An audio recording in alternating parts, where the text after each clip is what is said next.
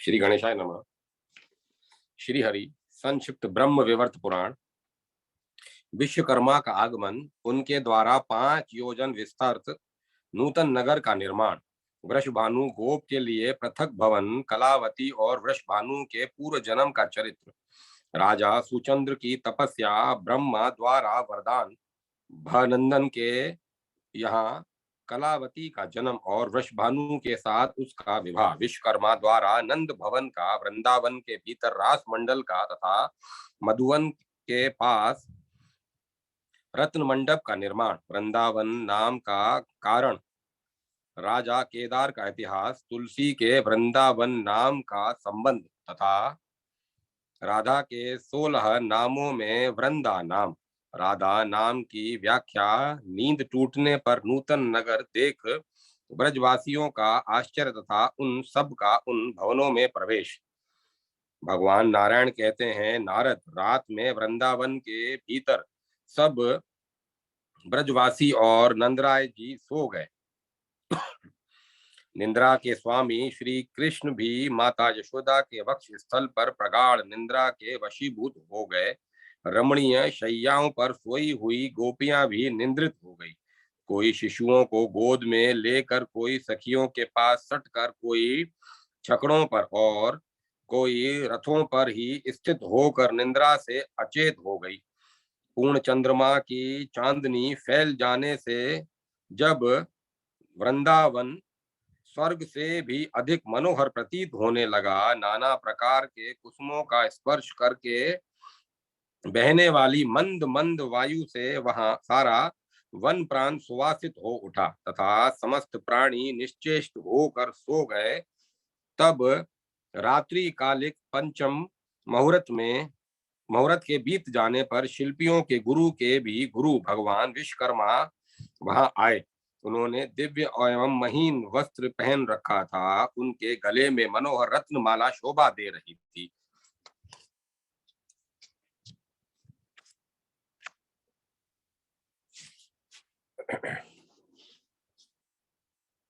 वे अनुपम रत्न निर्मित अलंकारों से अलंकृत थे।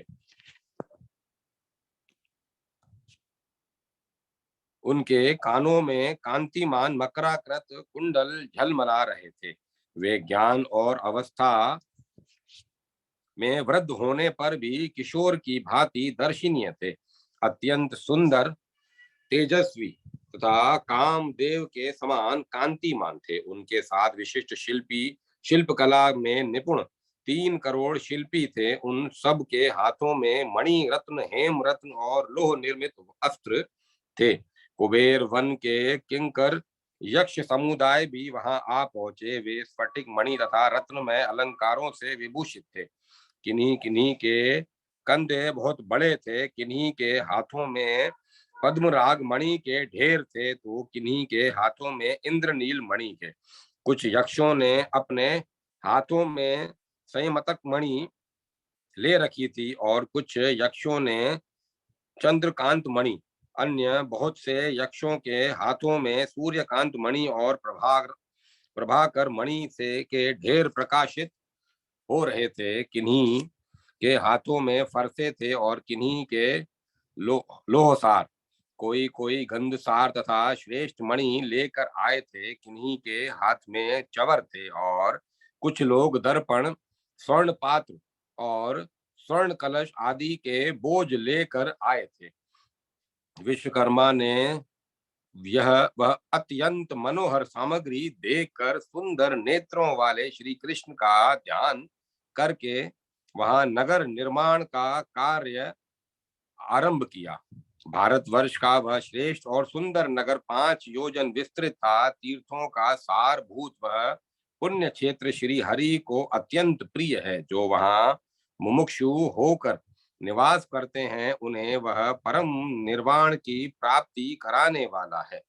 गोलोक में पहुंचने के लिए तो वह सोपान रूप है, सबको मनोवांछित वस्तु प्रदान करने वाला है। वहां 4-4 कमरे वाले 4 करोड़ भवन बनाए गए थे, जिससे वह नगर अत्यंत मनोहर प्रतीत होता था। श्रेष्ठ प्रस्तरों से निर्मित वह विशाल नगर किवाड़ों, खंभों और सोपानों से सुशोभित था। चित्रमयी पुतलिकाओं, पुष्पों और कलशों से वहां के भवनों के शिखर भाग अत्यंत प्रकाशमान जान पड़ते थे।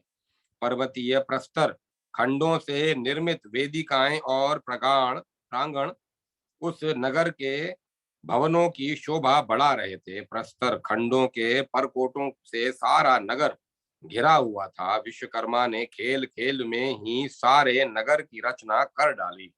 अत्यंत प्रत्येक ग्रह में यथा योग्य छोटे बड़े दो दरवाजे थे।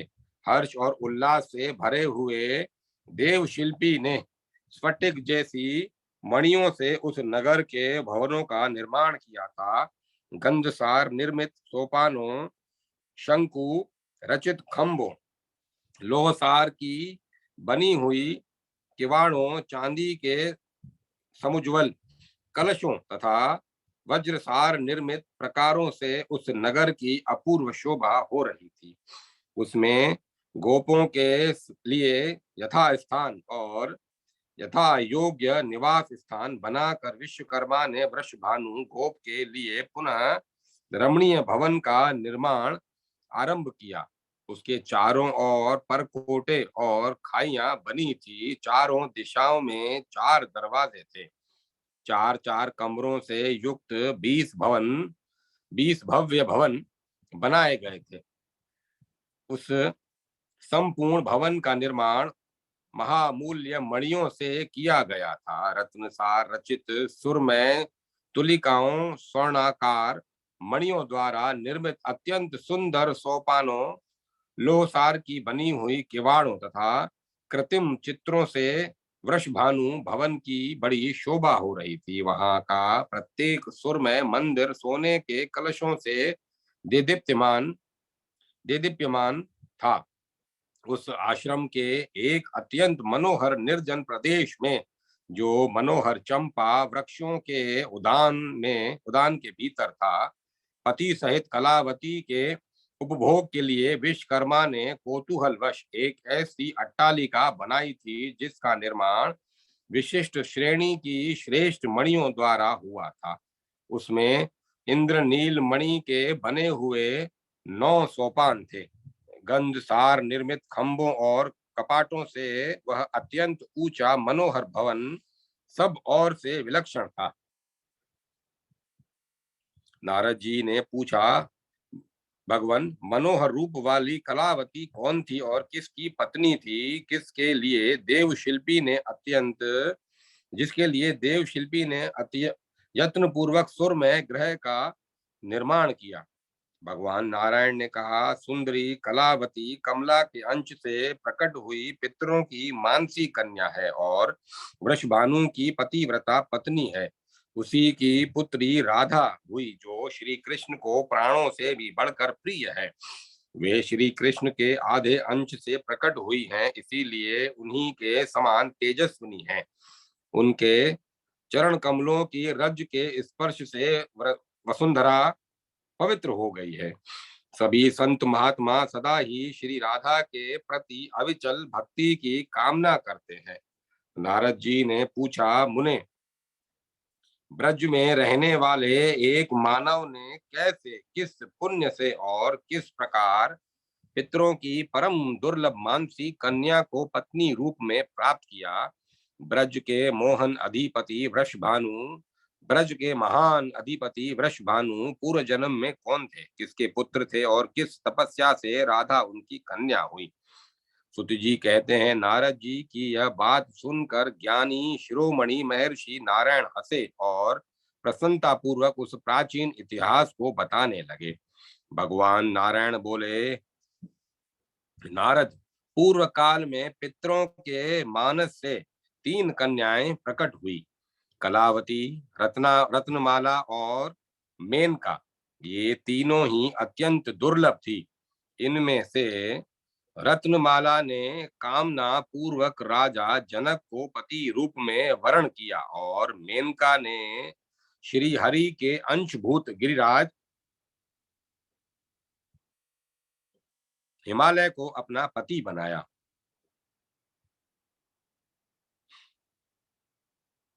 रत्नमाला की पुत्री अयोनिजा सती सत्यपरायणा सीता हुई, जो साक्षात लक्ष्मी तथा श्री राम की पत्नी थी। मेनका की पुत्री पार्वती हुई, जो पूर्व जन्म में सती नाम से प्रसिद्ध थी। वे भी अयोनिजा ही कही गई है। पार्वती श्री हरि की सनातनी माया है। उन्होंने तपस्या से नारायण स्वरूप महादेव जी को पति रूप में प्राप्त किया। कलावती के मनुवंशी राजा सुचंद्र का वर्ण वर्ण किया। कलावती ने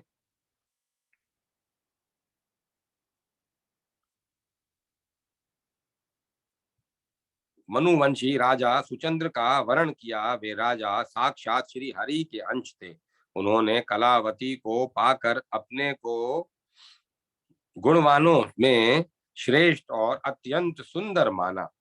वे उसके सौंदर्य की प्रशंसा करते हुए मन ही मन कहते थे, इसका रूप अद्भुत है, वेश भी आश्चर्यजनक है, और इसकी नई अवस्था कैसी विलक्षण है। सुकोमल अंग, शरत काल के चंद्रमा से भी बढ़कर परम सुंदर मुख, तथा गज और खंजन के भी गर्व का गंजन करने वाली दुर्लभ गति सभी अद्भुत है। इस अपनी परम सुंदर पत्नी कलावती के साथ विभिन्न रमणीय स्थानों में रहकर सुदीर्घ काल तक विहार करने के पश्चात राजा भोगों से विरक्त हो गए और कलावती को साथ लेकर विंध्य पर्वत की तीर्थ भूमि में तपस्या के लिए चले गए।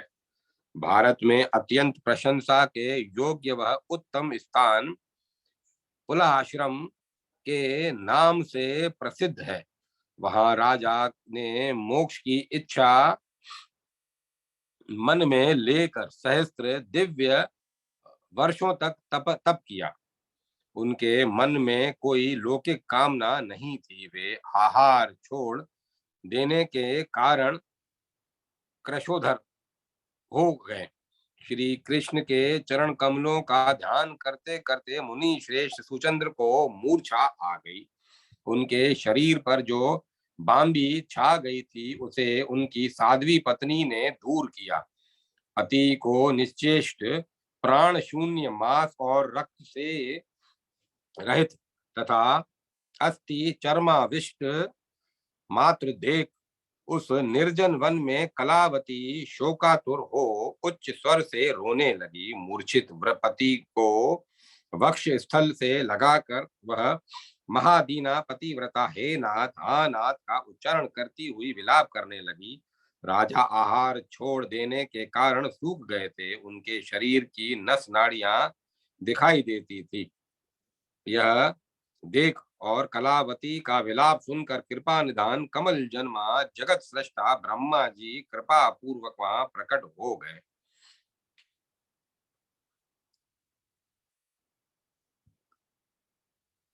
उन्होंने तुरंत ही राजा के शरीर को अपनी गोद में लेकर कमंडलू के जल से सींचा। फिर ब्रह्मन ब्रह्मज्ञ ब्रह्मा ने ब्रह्म ज्ञान के द्वारा उसमें जीव का संचार किया। इससे चेतना को प्राप्त हो नरवर सुचंद्र ने अपने सामने प्रजापति को देखकर प्रणाम किया। प्रजापति ने काम के समान कांतिमान नरेश से संतुष्ट होकर कहा, राजन, तुम इच्छा अनुसार वर मांगो। विधाता की यह बात सुनकर श्रीमान सुचंद्र के मुखारविंद पर मंद मुस्कान की प्रभा फैल गई। वे प्रसन्न वदन हो बोले, दयानिधे, यदि आप वर देने को उदत हैं तो कृपा पूर्वक मुझे मनोवांछित निर्वाण प्रदान करें। इस वरदान के मिल जाने पर मेरी क्या दशा होगी, इसका मन ही मन अनुमान करके कलावती के कंठ, होंठ और तालु सूख गए। वह सती संत्रस्त हो वर देने को उदत हुए विधाता से बोली। कलावती ने कहा, कमलोद्भव ब्रह्मन, यदि आप महाराज को मुक्ति दे रहे हैं तो मुझे अबला की क्या गति होगी, यह आप ही बताइए। चतुरानन, कांत के बिना कांता की क्या शोभा है।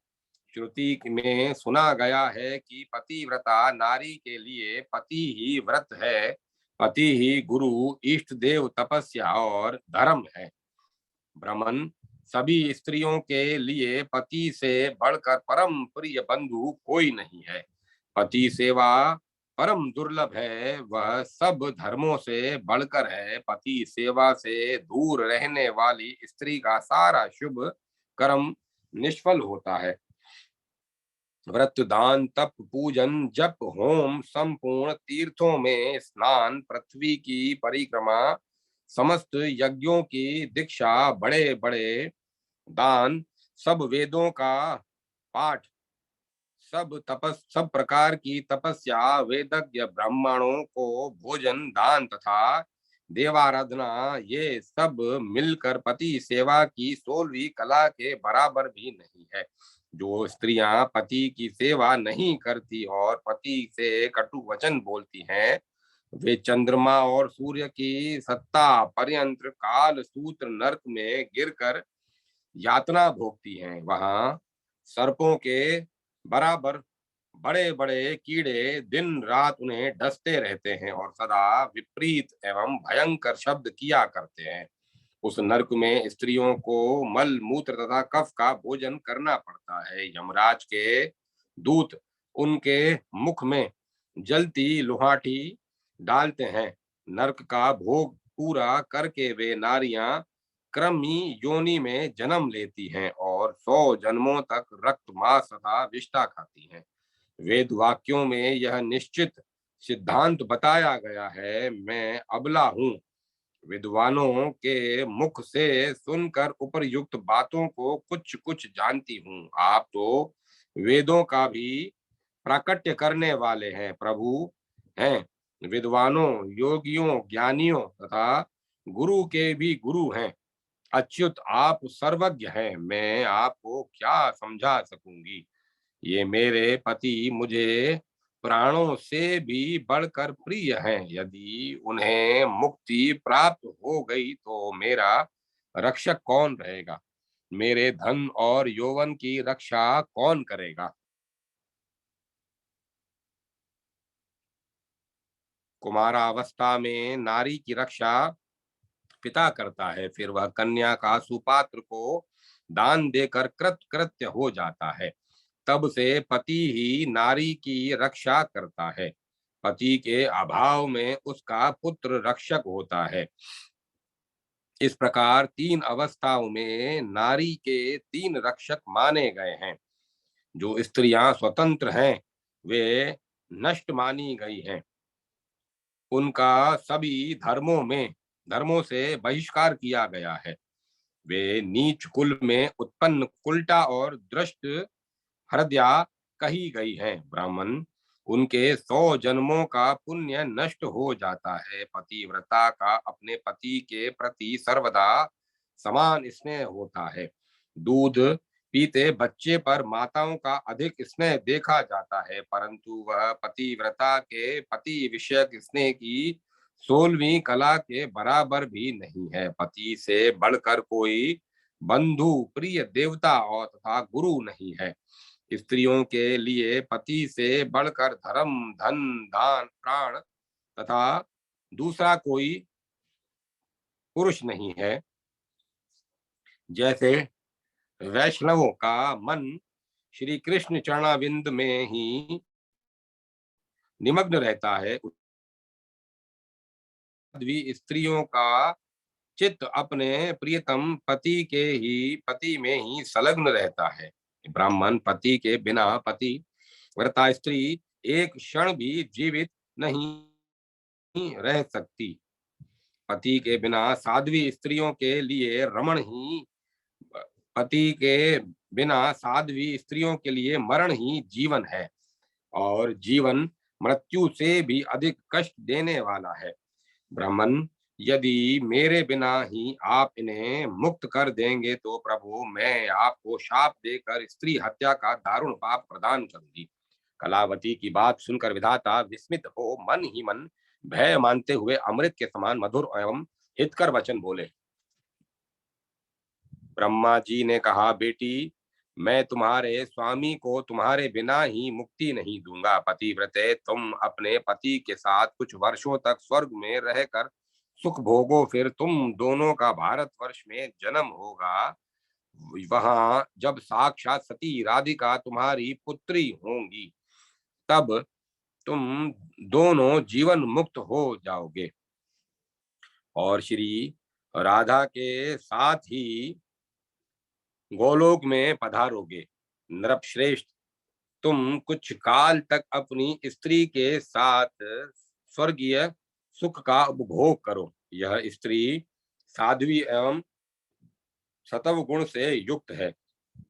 तुम मुझे शाप न देना, क्योंकि श्री कृष्ण के चरणाविंदों में चित्त लगाए रखने वाले जीवन मुक्त संत समदर्शी होते हैं। उनके मन में श्री हरि के दुर्लभ दास्य भाव को पाने की इच्छा रहती है। वे निर्वाण नहीं चाहते। ऐसा कहकर उन दोनों को वर दे विधाता उनके सामने खड़े रहे। वे दोनों उन्हें प्रणाम करके स्वर्ग की ओर चल दिए। फिर ब्रह्मा जी भी अपने धाम को चले गए। तदंतर वे दोनों दंपति समयानुसार स्वर्गीय भोगों का उपभोग करके भारतवर्ष में आए, जो परम पुण्यदायक तथा दिव्य स्थान है। ब्रह्मा आदि देवता भी वहां जन्म लेने की इच्छा करते हैं। सुचंद्र ने गोकुल में जन्म लिया और वहां उनका नाम वृषभानु हुआ। वे सुरभानु के वीर और पद्मावती के गर्भ से उत्पन्न हुए हैं। उन्हें पूर्व जन्म की बातों का स्मरण था। वे श्री हरि के अंश थे और जैसे शुक्ल पक्ष में चंद्रमा बढ़ते हैं, उसी प्रकार ब्रज धाम में प्रतिदिन बढ़ने लगे। धीरे धीरे वे ब्रज के धाम धीरे धीरे वे ब्रज के अधिपति हुए। उन्हें सर्वज्ञ और महायोगी माना गया। उनका चित्त सदा श्री हरि के चरणाविंदों के चिंतन में ही लगा रहता था। वे उदार, रूपवान, गुणवान और श्रेष्ठ बुद्धि वाले थे।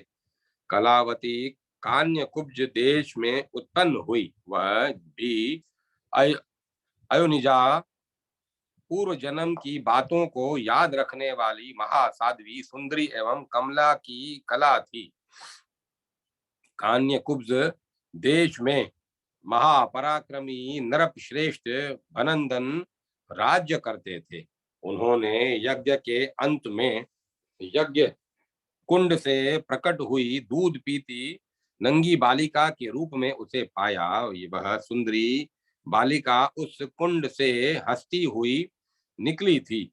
उसकी अंग कांति तपाए हुए स्वर्ण के समान थी। वह तेज से उद्भासित हो रही थी। राजेंद्र भनंदन ने उसे गोद में लेकर अपनी प्यारी रानी मालावती को प्रसन्नता पूर्वक दे दिया। मालावती के हर्ष की सीमा न रही। वह उस बालिका को अपना स्तन पिलाकर पालने लगी। उसके अन्नप्राशन और नामकरण के दिन शुभ बेला में जब राजा सत्पुरुषों के बीच बैठे हुए थे, आकाशवाणी हुई, नरेश्वर, इस कन्या का नाम कलावती रखो। यह सुनकर राजा ने यही वही नाम रख दिया। उन्होंने ब्राह्मणों, याचकों और बंदी जनों को प्रचुर धन दान दिया, सबको भोजन कराया और बड़ा भारी उत्सव मनाया। समयानुसार उस कला रूपवती कन्या ने युवा अवस्था में प्रवेश किया। 16 वर्ष की अवस्था में वह अत्यंत सुंदरी दिखाई देने लगी। वह राजकन्या मुनियों के मन को भी मोह लेने में समर्थ थी। मनोहर चंपा के समान उसकी अंग कांति थी तथा मुख शरत काल के पूर्ण चंद्र की भांति परम मनोहर था। एक दिन गजराज की सी मंद गति से चलने वाली राजकुमारी राजमार्ग से कहीं जा रही थी। नंद जी ने उसे मार्ग में देखा। देखकर वे बड़े प्रसन्न हुए। उन्होंने उस मार्ग से आने जाने वाले लोगों से आदर पूर्वक पूछा, यह किसकी कन्या है? यह किसकी कन्या जा रही है? लोगों ने बताया, यह महाराज भनंदन की कन्या है। इसका नाम कलावती है। यह धन्या बाला लक्ष्मी जी के अंश से राज मंदिर में प्रकट हुई है और कौतूहल वश खेलने के लिए अपने सहेलियों के घर जा रही है। ब्रजराज, आप ब्रज को पधारिए। ऐसा उत्तर देकर लोग चले गए। नंद के मन में बड़ा हर्ष हुआ। वे राजभवन को गए। रथ से उतरकर उन्होंने तत्काल ही राजसभा में प्रवेश किया। राजा उठकर खड़े हो गए। उन्होंने नंद राय जी से बातचीत की और उन्हें बैठने के लिए सोने का सिंहासन दिया। उन दोनों में परस्पर बहुत प्रेमालाप हुआ। फिर नंद ने विनीत होकर राजा से संबंध की बात चलाई। नंद जी ने कहा, राजेंद्र सुनिए, मैं एक शुभ एवं विशेष बात कह रहा हूँ। आप इस समय अपनी कन्या का संबंध एक विशिष्ट पुरुष के साथ स्थापित कीजिए। ब्रज में सुरभानु के पुत्र श्रीमान वृषभानु निवास करते हैं, जो ब्रज के राजा हैं। वे भगवान नारायण के अंश से उत्पन्न हुए हैं और उत्तम गुणों के भंडार, सुंदर सुविद्वान सुस्थिर यौवन से युक्त योगी, पूर्व जन्म की बातों को स्मरण करने वाले और नव युवक हैं। आपकी कन्या भी यज्ञ कुंड से उत्पन्न हुई है, अतः अनियोजा है। त्रिभुवन मोहिनी कन्या कलावती भगवती कमला की अंश है और संभवतः शांत जान पड़ती हैं। वृषभानु आपकी पुत्री के योग्य है तथा आपकी पुत्री भी उन्हीं के योग्य है। मुने, राजसभा में ऐसा कहकर नंद जी चुप हो गए। तब नृपश्रेष्ठ भनंदन ने विनय से नम्र हो उन्हें इस प्रकार उत्तर दिया। भनंदन बोले, ब्रजेश्वर, संबंध तो विधाता के वश की बात है, वह मेरे द्वारा साध्य नहीं है।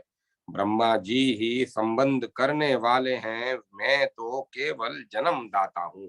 कौन किसकी पत्नी या कन्या है तथा कौन किसका साधन संपन्न पति है, इसे विधाता के सिवाय और कौन जानता है। कर्मों के अनुरूप फल देने वाले विधाता ही सब के कारण है। किया हुआ कर्म कभी निष्फल नहीं होता, उसका फल मिलकर ही रहेगा, ऐसा श्रुतियों में सुना गया है। अन्यथा असमर्थ पुरुष के उधम की भांति सारा कर्म निष्फल हो जाता है। यदि विधाता ने मेरी पुत्री को ही वृषभानु की पत्नी होने की बात लिखी है, तो वह पहले से ही उनकी पत्नी है। मैं फिर कौन हूँ जो उसमें बाधा डाल सकूं तथा दूसरा भी कौन उस संबंध का निवारण कर सकता है।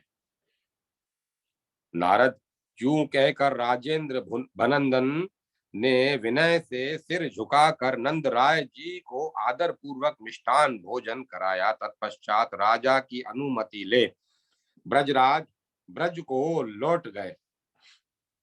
जहां लौट के जाकर उन्होंने सुरभानु की सभा में सब बातें बताई। सुरभानु ने भी यत्न पूर्वक नंद और गर्ग जी के सहयोग से सादर इस संबंध को जोड़ा। विवाह काल में महाराज भनंदन ने गजरत्न, अश्वरत्न, अन्यान्य रत्न तथा मणियों के आभूषण आदि बहुत दहेज दिया। वृषभानु कलावती को पाकर बड़ी प्रसन्नता के साथ निर्जन एवं रमणीय स्थान में उसके साथ विहार करने लगे। कलावती एक पल का भी विरह होने पर स्वामी के बिना व्याकुल हो उठती थी और वृषभानु भी एक क्षण के लिए भी कलावती के बिन दूर होने पर उनके बिना विकल हो जाते थे। वह राजकन्या पूर्व जन्म की बातों को याद रखने वाली देवी थी, माया से मनुष्य रूप से में प्रकट हुई थी। वृषभानु भी श्री हरि के अंश और जाति समर थे तथा कलावती को पाकर बड़े प्रसन्न थे। उन दोनों का प्रेम प्रतिदिन नया नया होकर बढ़ने लगा। लीलावश पूर्व काल में सुदामा के शाप और श्री कृष्ण की आज्ञा से श्री कृष्ण प्राणाधिका सती राधिका उन दोनों की अनियोजा पुत्री हुई। उसके दर्शन मात्र से वे दोनों दंपति भवबंधन से मुक्त हो गए। नारद इस प्रकार इतिहास कहा गया। अब जिसका प्रकरण चल रहा है वह प्रसंग सुनो। उक्त इतिहास पाप रूपी ईंधन को जलाने के लिए प्रज्वलित अग्नि की शिखा के समान है। शिल्पी शिरोमणि विश्वकर्मा वृषभानु के आश्रम पर जाकर वहां से अपने सेवक गणों के साथ दूसरे स्थान पर गए। वे तत्वज्ञ थे। उन्होंने मन ही मन एक कोस लंबे चौड़े एक मनोहर स्थान का विचार करके वहां महात्मा नंद के लिए आश्रम बनाना आरंभ किया। बुद्धि से अनुमान करके उसके उनके लिए सबसे विलक्षण भवन बनाया। वह श्रेष्ठ भवन 4 गहरी खाइयों के से घिरा हुआ था। शत्रुओं के लिए उन्हें लांघना बहुत कठिन था। उन चारों खाइयों में प्रस्तर जुड़े हुए थे। उन खाइयों के दोनों तटों पर फूलों के उद्यान थे, जिसके कारण वे पुष्पों से सजी हुई सी जान पड़ती थी और सुंदर एवं मनोहर चंपा के वृक्ष तटों पर खिले हुए थे। उन्हें छूकर बहने वाली सुगंधित वायु उन परिखाओं को सब ओर से सुवासित कर रही थी। तटवर्ती आम, सुपारी, कटल, नारियल, अनार, श्रीफल, बेल, भृंग, इलायची, नींबू, नारंगी, ऊंचे आम्रतक, आमड़ा, जामुन, केले, केवड़े और कदम्ब समूह आदि फूले फले वृक्षों से उन खाइयों की सब ओर से शोभा हो रही थी। वे सारी परिखाएं सदा वृक्षों से ढकी होने के कारण जल क्रीड़ा के योग्य थी, अतएव सबको प्रिय थी। परिखाओं के एकांत स्थान में जाने के लिए विश्वकर्मा ने उत्तम मार्ग बनाया, जो स्वजनों के लिए सुगम और शत्रुवर्ग के लिए दुर्गम था। दोनों जल के थोड़े थोड़े जल से ढके हुए मणिमय खंभों द्वारा संकेत से उस मार्ग पर खंभों की सीमा बनाई गई थी। वह मार्ग न तो अधिक संकीर्ण था और न अधिक विस्तृत ही था। परिखा के ऊपरी भाग में देव शिल्पी ने मनोहर परकोटा बनाया था, जिसकी ऊंचाई बहुत अधिक थी। वह 100 धनुष के बराबर ऊंचा था। उसमें लगा हुआ एक एक पत्थर 25-25 हाथ लंबा था। सुंदरी रंग सिंदूरी रंग की मणियों से निर्मित वह प्राकार बड़ा ही सुंदर दिखाई देता था। उसमें बाहर से 2 और भीतर से 7 दरवाजे थे। दरवाजे मणिसार निर्मित किवाड़ों से बंद रहते थे, वह नंद भवन इंद्रनील मणि के चित्रित कलशों द्वारा विशेष शोभा पा रहा था। मणिसार रचित कपाट भी उसकी शोभा बढ़ा रहे थे। स्वर्ण सार निर्मित कलशों से उसका शिखर भाग बहुत ही उद्दीप्त जान पड़ता था। नंद भवन का निर्माण करके विश्वकर्मा नगर में घूमने लगे। उन्होंने नाना प्रकार के मनोहर राजमार्ग बनाए। रक्त भानु मणि की बनी हुई वेदियों तथा सुंदर पतनों से वे मार्ग सुशोभित होते थे। उन्हें आर पार दोनों ओर से बांधकर पक्का बनाया गया था, जिससे वे बड़े मनोहर लगते थे।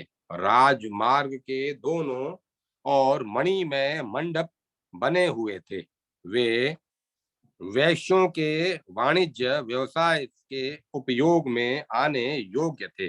वे मंडप दाएं बाएं सब ओर से प्रकाशित हो उन राजमार्गों को भी प्रकाश पहुंचाते थे।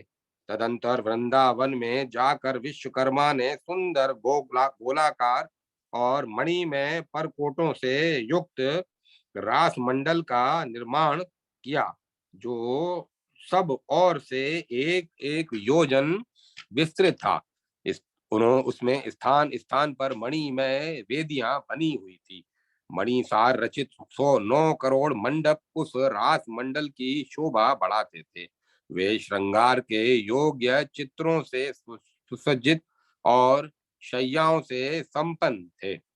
नाना जाति के फूलों की सुगंध लेकर बहती हुई वायु उन मंडपों को सुवासित करती थी।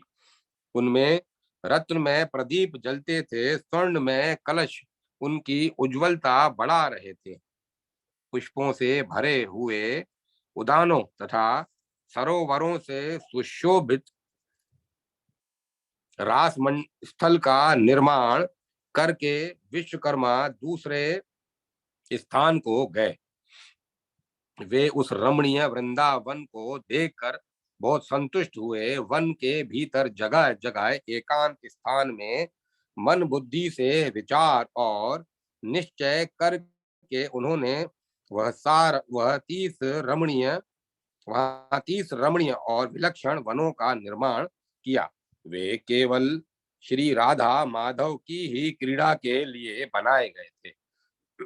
तदंतर मधुवन में के प्रकट निकट अत्यंत मनोहर निर्जन स्थान में वट वृक्ष के मूल भाग के निकट सरोवर के पश्चिम किनारे केतकी वन के बीच और चंपा के उद्यान के पूर्व विश्वकर्मा ने राधा माधव की क्रीड़ा के लिए पुनः एक रत्नमय मंडप का निर्माण किया, जो 4 वेदिकाओं से घिरा हुआ और अत्यंत सुंदर था। रत्नसार रचित 100 तुलिकाएं उसकी शोभा बढ़ाती थी। अमूल्य रत्नों द्वारा निर्मित तथा नाना प्रकार के चित्रों से चित्रित 9 जोड़े कपाटों और 9 मनोहर द्वारों से उस रत्न मंडप की बड़ी शोभा हो रही थी। उस मंडप के दीवारों के दोनों बगल में और ऊपर भी श्रेष्ठ रत्नों द्वारा रचित कृत्रिम चित्र में कलश उसकी श्री वृद्धि कर रहे थे। उन कलशों की 3 कोटियां थी। उक्त रत्न मंडप में महामूल्यवान श्रेष्ठ मणि रत्नों द्वारा निर्मित 9 सोपान शोभा दे रहे थे। उत्तम रत्नों के सार भाग से बने हुए कलशों से मंडप का शिखर भाग जगमगा रहा था। पताका तोरण और श्वेत चामर उस भवन की शोभा बढ़ा रहे थे। उसमें सब और अमूल्य रत्न में दर्पण लगे थे, जिनके कारण सबको अपने सामने की ओर से ही वह मंडप दीप्तिमान दिखाई देता था। वह 100 धनुष ऊपर तक अग्नि शिखा के समान प्रकाश पुंज फैला रहा था। उसका विस्तार 100 हाथ का था। वह रत्न मंडप गोलाकार बना था। उसके भीतर रत्न निर्मित शैयाएं बिछी थी, जिनसे उस उत्तम भवन के भीतर भाग की बड़ी शोभा हो रही थी। उक्त शैयाओं पर अग्नि शुद्ध दिव्य वस्त्र बिछे थे।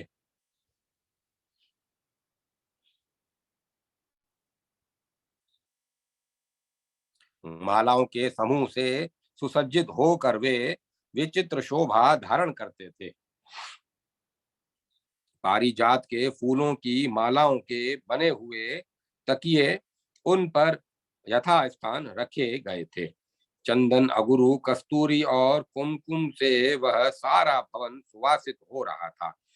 उसमें उसमें मालती और चंपा के फूलों की मालाएं रखी थी। नूतन श्रृंगार के योग्य तथा पारस्परिक प्रेम की वृद्धि करने वाले कपूर युक्त तांबुल के बीड़े उत्तम रत्नमय पात्रों में सजा कर रखे गए थे। उस भवन में रत्नों की बनी हुई बहुत सी चौकियां थी, जिनमें हीरे जड़े थे और मोतियों की झालरें लटक रही थी। रत्नसार जटित रत्नसार जड़ित कितने ही घट यथा स्थान रखे हुए थे। रत्न में चित्रों से चित्रित उनके रत्न सिंहासन उस मंडप की शोभा बढ़ाते थे, जिनमें जड़ी हुई चंद्रकांत मणियां पिघल कर जल की बूंदों से उस भवन को सींच रही थी। शीतल और सुवासित जल तथा भोग्य वस्तुओं से उक्त उस रमणीय मिलन मंदिर रत्न मंडप का निर्माण करके विश्वकर्मा फिर नगर में गए। जिनके लिए जो भवन बने थे उन पर उनके नाम उन्होंने प्रसन्नता पूर्वक लिखे। इस कार्य में उनके शिष्य तथा यक्षगण उनकी सहायता करते थे।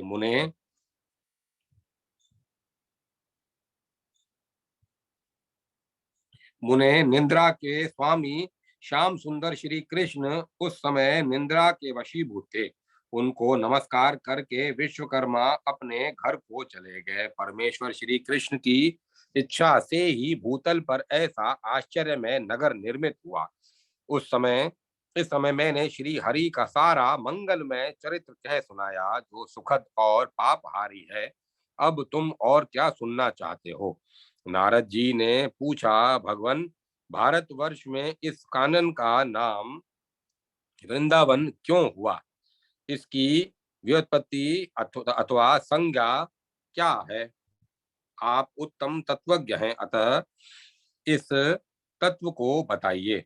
सुत जी कहते हैं, नारद जी का प्रश्न सुनकर नारायण ऋषि ने सानंद हंसकर सारा ही पुरातन तत्व कहना आरंभ किया।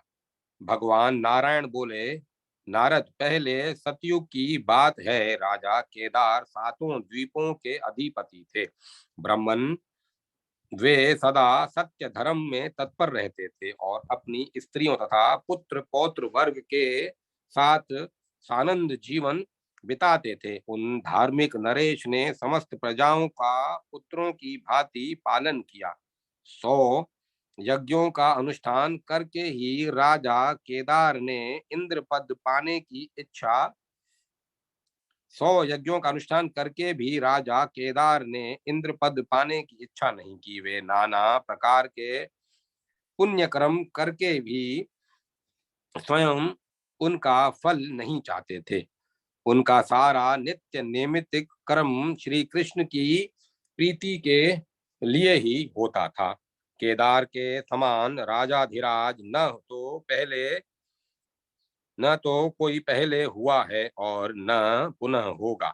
उन्होंने अपनी त्रिभुवन मोहिनी पत्नी तथा राज्य की रक्षा का भार पुत्रों पर रखकर जेगीश्वर मुनि के उपदेश से तपस्या के लिए वन को प्रस्थान किया। वे श्री हरि के अनन्य भक्त थे और निरंतर उन्हीं का चिंतन करते थे। मुने भगवान का सुदर्शन चक्र राजा की रक्षा के लिए सदा उन्हीं के पास रहता था। वे मुनि श्रेष्ठ नरेश चीर काल तक तपस्या करके अंत में गोलोक को चले गए। उनके नाम से केदार तीर्थ प्रसिद्ध हुआ। अवश्य ही आज भी वहां मरे हुए प्राणी को तत्काल मुक्ति लाभ होता है। उनकी कन्या का नाम वृंदा था, जो लक्ष्मी की अंश थी।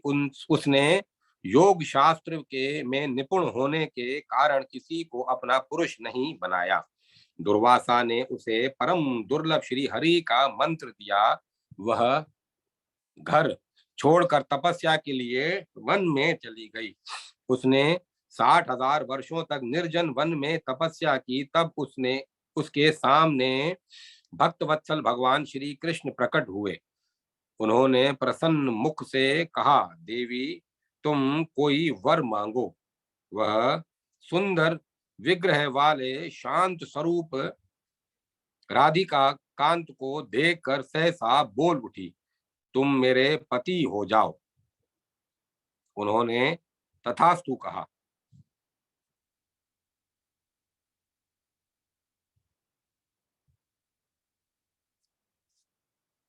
उन्होंने तथास्तु कहकर उसकी प्रार्थना स्वीकार कर ली। वह कौतूहल वश श्री कृष्ण के साथ गोलोक में गई और वहां राधा के समान श्रेष्ठ सौभाग्यशालिनी गोपी हुई। वृंदा ने जहां तप किया था वह स्थान का नाम वृंदावन हुआ, अथवा वृंदा ने जहां क्रीड़ा की थी इसीलिए वह स्थान वृंदावन कहलाया। वत्स, अब दूसरा पुण्यदायक इतिहास सुनो, जिससे यह कानन का नाम वृंदावन पड़ा। वह प्रसंग मैं तुमसे कहता हूँ, ध्यान दो। राजा कुशध्वज के दो कन्याएं थी। दोनों ही धर्म शास्त्र के ज्ञान में निपुण थी। उनके नाम थे तुलसी और वेदवती। संसार चलाने का जो कार्य है उससे उन दोनों बहनों को वैराग्य था। उनमें से वेदवती की तपस्या करके परम पुरुष नारायण को प्राप्त किया। वह जनक कन्या सीता के नाम से सर्वत्र विख्यात है। तुलसी ने तपस्या करके श्री हरि को पति रूप में प्राप्त करने की इच्छा की, किंतु देववश दुर्वासा के शाप से उसने शंखचूर्ण को प्राप्त किया। फिर परम मनोहर कमला कांत भगवान नारायण उसे प्राण वल्लभ के रूप में प्राप्त हुए। भगवान श्री हरि के शाप से देवऋषि देवेश्वरी तुलसी वृक्ष रूप में प्रकट हुई और तुलसी के शाप से श्री हरि शालग्राम शिला हो गए। उस शिला के वक्ष स्थल पर उस अवस्था में भी सुंदरी तुलसी निरंतर स्थित रहने लगी। मुने, तुलसी का सारा चरित्र तुमसे विस्तार पूर्वक कहा जा चुका है, तथापि यह यहाँ प्रसंगवश पुनः इसकी कुछ चर्चा कही की गई। तपोधन, उस तुलसी की तपस्या का यह भी स्थान है, इसीलिए इसे मनीषी पुरुष वृंदावन कहते हैं। तुलसी और वृंदा समानार्थक शब्द है। अथवा मैं तुमसे दूसरा उत्कृष्ट हेतु बता रहा हूँ, जिससे भारतवर्ष का यह पुण्य क्षेत्र वृंदावन के नाम से प्रसिद्ध हुआ। राधा के 16 नामों में एक वृंदा नाम भी है, जो श्रुतियों में सुना गया है। उन वृंदा नाम धारणी राधा का यह रमणीय क्रीड़ा वन है, इसीलिए इसे वृंदावन कहा गया है। पूर्व काल में श्री कृष्ण ने श्री राधा की प्रीति के लिए गोलोक में वृंदावन का निर्माण किया था। फिर भूतल पर उसके उनकी क्रीड़ा के लिए प्रकट हुआ वह वन उस प्राचीन नाम से वृंदावन कहलाने लगा। नारद जी ने कहा, जगत गुरु, श्री राधिका के 16 नाम कौन कौन से हैं? मुझ शिष्य से उन्हें बताइए। उन्हें सुनने के लिए मेरे मन में उत्कंठा है। मैंने साम वेद में वर्णित श्री राधा के सहस्त्र नाम सुने हैं, तथापि इस समय आपके मुख से उनके 16 नामों को सुनना चाहता हूँ विभो। वे 16 नाम उन सहस्त्र नामों के ही अंतर्गत हैं या उनसे भिन्न है। अहो उन भगवत वांछित पुण्य स्वरूप नामों का मुझसे वर्णन कीजिए, साथ ही उन सब की व्युत्पत्ति भी बताइए। जगत के आदि कारण जगन माता श्री राधा के उन सर्व दुर्लभ पावन नामों को मैं सुनना चाहता हूँ। श्री नारायण ने कहा, राधा रासेश्वरी, रास वासनी, रासिकेश्वरी, कृष्ण परणाधिका, कृष्ण प्रिया, कृष्ण स्वरूपिणी, कृष्ण वांग मांग वामांग संभूता, परमानंद रूपिणी, कृष्णा, वृंदावनी, वृंदावन विनोदनी, चंद्रावली, चंद्रकांता और शरद चंद्र प्रभानना, ये सारभूत 16 नाम उन सहस्त्र नामों के ही अंतर्गत हैं। राधा शब्द में धा का अर्थ है संसिद्धि, निर्वाण, तथा रा दानवाचक है। जो स्वयं निर्वाण मोक्ष प्रदान करने वाली है वे राधा कही गई है। रासेश्वरी की ये पत्नी है, इसीलिए इनका नाम रासेश्वरी है। रासेश्वर की ये पत्नी है, इसीलिए इनका नाम रासेश्वरी है। उनका रास मंडल में निवास है, इससे वे रास वासनी कहलाती है। वे समस्त रसिक प्रे देवियों की परमेश्वरी है। अतः पुरातन संत महात्माओं ने रासेश्वरी, रसिकेश्वरी कहते हैं। परमात्मा श्री कृष्ण के लिए वे प्राणों से भी अधिक प्रियतमा हैं। अतः साक्षात श्री कृष्ण ने ही उन्हें कृष्ण प्राणाधि का नाम दिया है।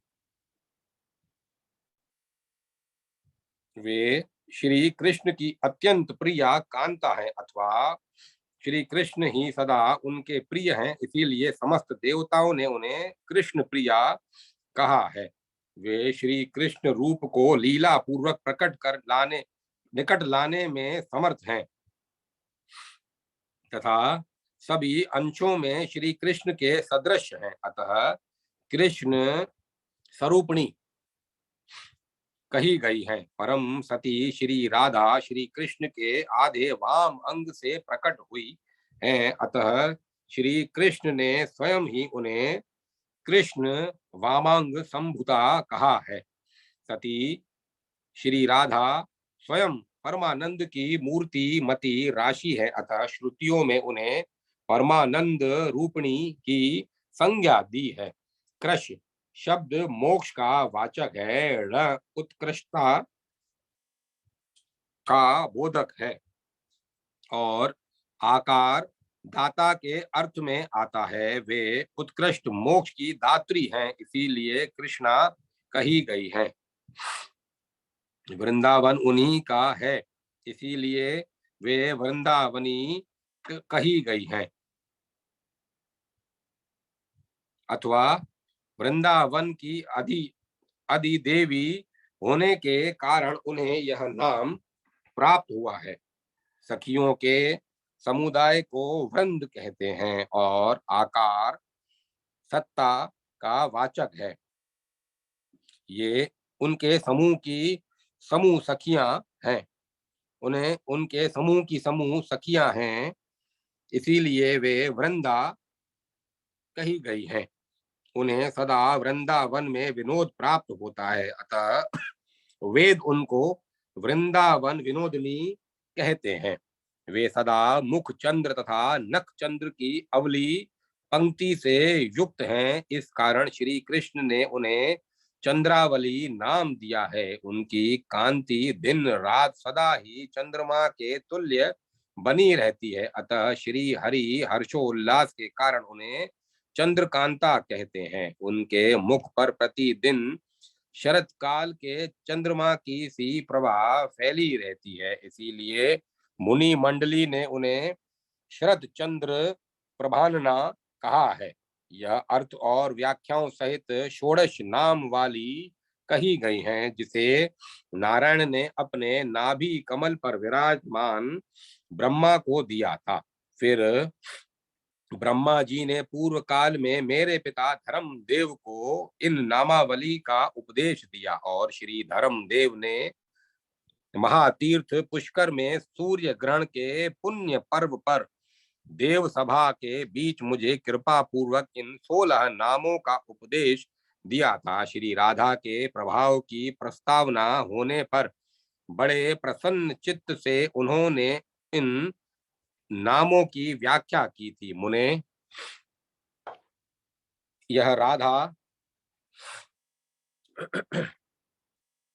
यह राधा का परम पुण्यमय स्तोत्र है जिसे मैंने तुमको दिया। महामुने, जो वैष्णव न हो तथा वैष्णवों का निंदक हो उसे इसका उपदेश नहीं देना चाहिए। जो मनुष्य जीवन भर तीनों संध्याओं के समय इस स्तोत्र का पाठ करता है उसकी यहाँ राधा माधव के चरण कमलों की भांति भक्ति होती है।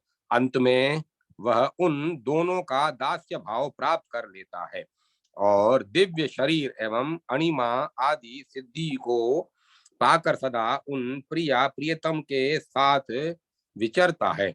नियम पूर्वक कहे किए गए संपूर्ण व्रत, दान और उपवास से चारों वेदों के अर्थ सहित पाठ से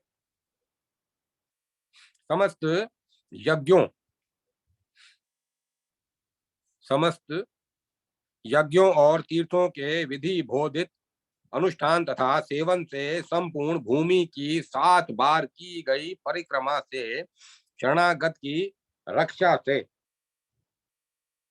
अज्ञानी को ज्ञान देने से तथा देवताओं और वैष्णवों का दर्शन करने से भी जो फल प्राप्त होता है वह इस स्तोत्र पाठ की 16वीं कला के भी बराबर नहीं है। इस स्तोत्र के प्रभाव से मनुष्य जीवन मुक्त हो जाता है। नारद जी ने कहा, प्रभो, यह सर्व दुर्लभ परम आश्चर्यमय स्तोत्र मुझे प्राप्त हुआ। देवी श्री राधा का संसार विजयी नामक कवच भी उपलब्ध हुआ। सुयज्ञ ने जिसका प्रयोग किया था वह दुर्लभ स्तोत्र भी मुझे सुलभ हो गया।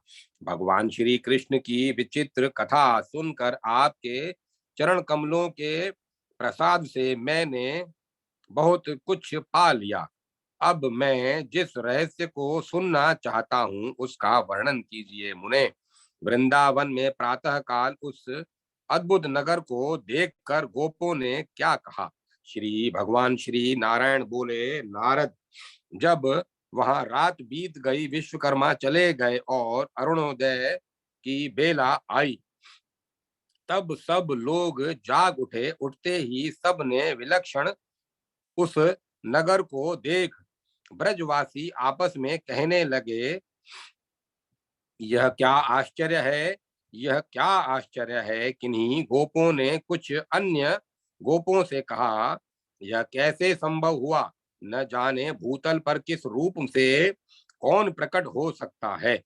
परंतु नंद राय जी गर्ग के वाक्य का स्मरण करके मन ही मन सब कुछ जान गए। उन्होंने भीतर ही भीतर विचार किया, यह समस्त चराचर जगत श्री हरि की इच्छा से ही उत्पन्न हुआ है, जिनके भ्रुभंग की लीला मात्र से ब्रह्मा से लेकर तृण पर्यंत सारा जगत आविर्भूत और तिरोभूत होता रहता है। उनके लिए क्या और कैसे असाध्य है।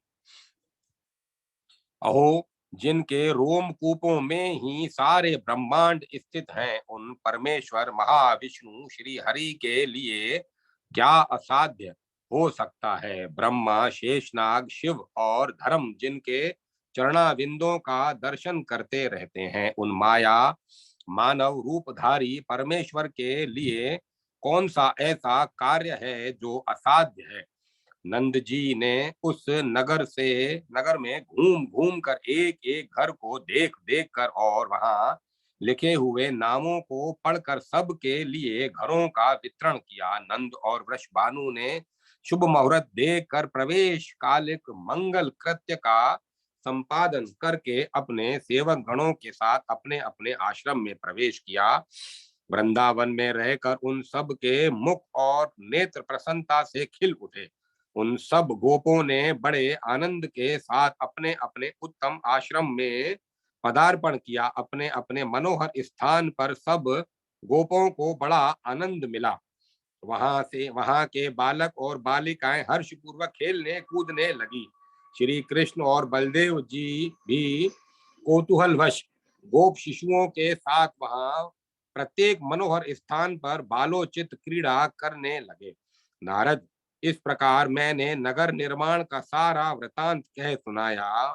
वन में गोप बालाओं के लिए जो रास मंडल बना था उसकी भी बात बताई। अध्याय 17 समाप्त।